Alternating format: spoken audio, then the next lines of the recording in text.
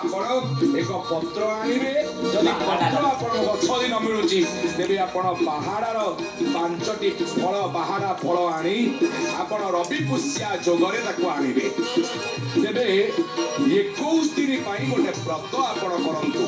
21 दिन कोन करिवे ना शिव मंदिर को जाई प्रत्येक दिन 5टी बाहाडा शिव मंदिर शिव महाप्रभु शंकर को ऊपर चढ़ेबे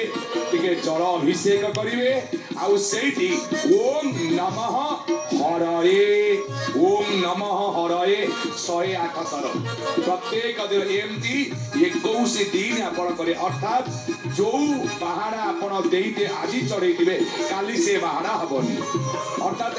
आसंता काली पई नुआ बाहाडा एमती आपण 21 दिन करंतु जो दिन 21 दिन सरी जो 21 दिन जो 5टी बाहाडा आपण चढ़ेइबे ता ठारू से 5टी बाहाडा आपण भगवान शंकर को चढ़ई ताको आपण घर को नहीं आसंतु ताको आपण लाल कपड़ा रे बांधी ताको पिला बेकरे पिंधई दियंतु हां देखिबे देखिबे आपणक पिला जहाँ भी हेइताउ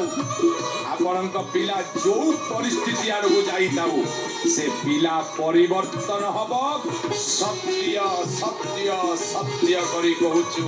महाप्रभु मुख निश्चित बाणी मानिले मंगल।